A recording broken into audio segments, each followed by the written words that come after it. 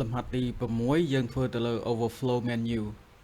3 dot នៅខាងស្ដាំដៃនេះគេហៅថា overflow menu អញ្ចឹងនៅពេលដែលយើងចុចទៅលើ overflow menu វានឹងបង្ហាញ menu វាអាចមាន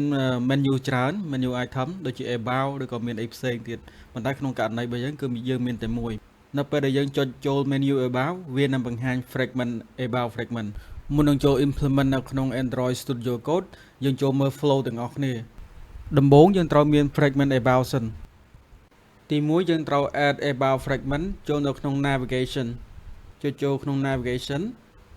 យើងរើសកន្លែង design នេះយើងចុចសញ្ញាបូកហើយយើងវាយទៅ about fragment យើង set ID ឲ្យវាកន្លែងនេះវា auto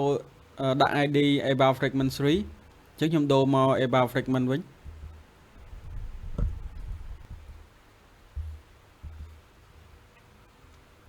ដាក់ label វាឈ្មោះដោយសារតែខ្ញុំ set string resource ហើយអញ្ចឹងកន្លែងនេះខ្ញុំរើសចុចកន្លែងមកស្ដាំចុចមកស្ដាំមករើស about ចុច OK ក្រោយពី add fragment ចូលនៅក្នុង navigation ហើយទី2គឺយើងត្រូវ design about menu យើងចុចទៅលើ menu ចុចមកស្ដាំរើស menu resource file ខ្ញុំដាក់ឈ្មោះថា overflow about menu ចុច OK តបមកគេប្រាប់យើងឲ្យ add ទៅក្នុង git អញ្ចឹងខ្ញុំ add នៅក្នុង menu របស់យើងគឺអត់ទាន់មាន item ទេអញ្ចឹងយើង add item មួយគឺ menu item add ចូលយើងអាចមាន item ច្រើនយើងទាញ item នេះចូលនៅក្នុងនេះបន្តទៀតបើសិនជាមាន2មាន3គឺយើងទាញទៀតប៉ុន្តែក្នុងករណីរបស់យើងគឺយើងមានតែមួយ item title វាយើងអត់វាយដៃអញ្ចឹងទេគេហៅ hard code តែខ្ញុំប្រើ string ដែលខ្ញុំបានបង្កើតហើយក្នុង string resource នេះចុចទៅលើកន្លែងខាងស្ដាំនេះមកអញ្ចឹងរើស about បន្ទាប់មកកុំភ្លេច ID ដាក់ឲ្យដូចជាមួយនឹង ID នៅក្នុង navigation ID នៅក្នុង navigation របស់យើងគឺ about fragment ចុច enter ទី3ក្រោយពីយើងបាន design menu item ហើយគឺយើងត្រូវដាក់ overflow menu នេះទៅលើ app bar ចូលទៅក្នុង Android Studio ចូលនៅក្នុង title fragment នៅក្នុង on create view យើងត្រូវប្រាប់ main activity ថាមាន menu ត្រូវ set up អញ្ចឹងក្នុងនេះគេដាក់ set has option menu true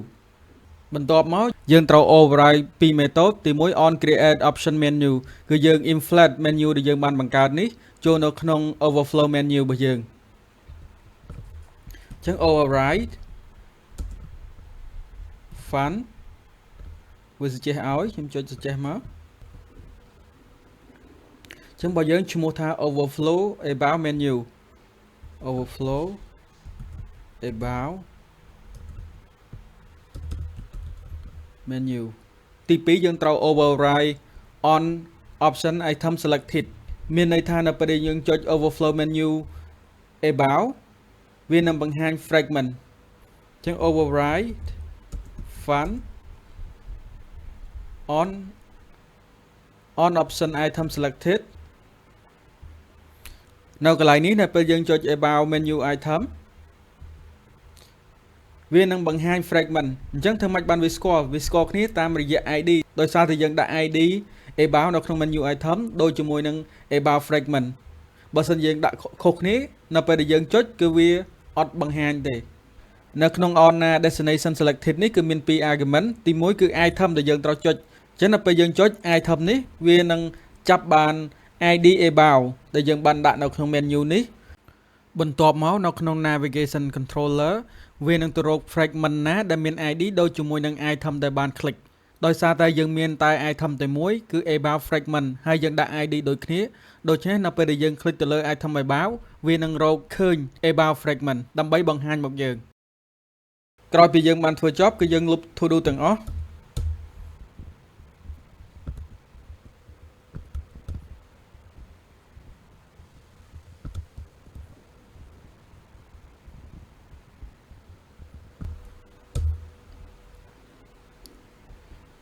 នៅក្នុង to do របស់យើងពេលយើងលុបអស់ហើយគឺ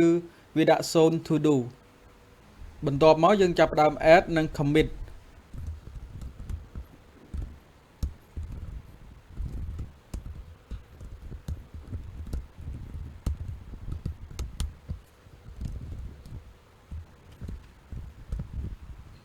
ចប់ exercise ទី6ហើយយើង check out exercise ទី7យើងចុចទៅខាងលើនេះបន្ទាប់មកយើងរើសកន្លែងបើយើងមាននៅក្នុង local យើង check out local ប៉ុន្តែបើអត់មានទេយើងរើសនៅកន្លែង remote នេះតោះមករក exercise ទី7ហើយយើង check out